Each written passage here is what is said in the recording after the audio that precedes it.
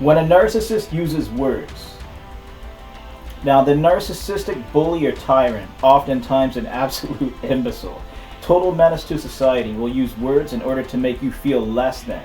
It's in order to prop themselves up because they are reliant, compliant, and expecting of you to allow their words to become your reality so that they can feel like they're above you and make you feel like shit in order to make them appear to be better than they actually are.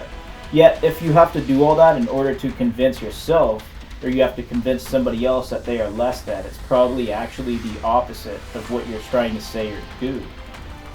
So it's the equivalent of, I like to thumbs up my own opinions in order to make myself seem credible. But the biggest weakness a bully or narcissistic energy vampire will never want you to figure out is that when you refuse the victimhood role and take on the role of knowing yourself more than their method of attack, in this case just using words to play on your emotions, they won't be able to convince themselves anymore that they are better. So you will reveal them for that weepy, creepy, and wounded, weak-ass little bitch for who they truly are as you stand in your power, because you know yourself better than anybody else knows you.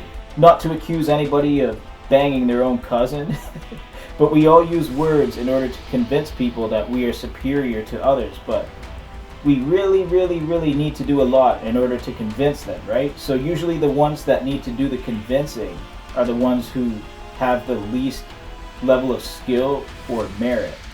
So here's an example, like, this girl took a liking to me in school, and I found out about her taking a liking to me. So whenever I was around this other individual, they would use the girl taking an interest to me as this sort of humiliation ritual, because I know you guys like that, right? All you narcissists out there. But because he was weepy, creepy, wounded, and insecure, but also that inferior little bitch in my presence, he used his words as weapons in order to convince me that I must be less than. So the girl likes me, and it's no secret. Weepy little bitch knows that she likes me, and because he's an ugly, stinky, smelly ass motherfucker and loser who didn't get whipped properly by his superior, he will start to say, ooh, so-and-so takes a liking to you, but look at me. I'm more of a man than you could ever be. And he'll say something like, I could pull this girl so easily, but you, you're not even worthy. Look at me. I'm more man than you could ever dream of. Ha ha ha ha. But I'm a real man, and you're not a man. I'm the star.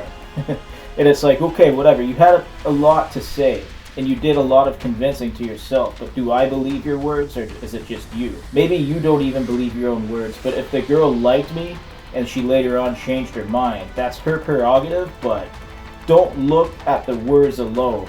Look at the energy. Get a feel for how the girl behaves based on her energy and actions, as well as pay attention to what she does, because even if weepy, creepy, the wounded, smelly motherfucker who didn't get whipped properly by his superior claims that he's more man than you and claims that he can pull that girl who supposedly liked you, let's see it happen, and don't just trust words, trust the energy and action.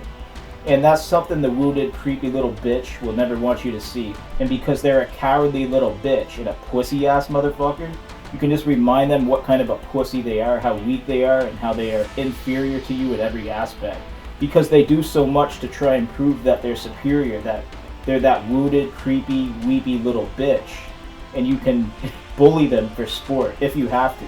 I don't encourage hate speech, but it's that whole idea of words are words, and sometimes the people who use words to act like some sort of a hero are actually the villains. You gotta watch out for that.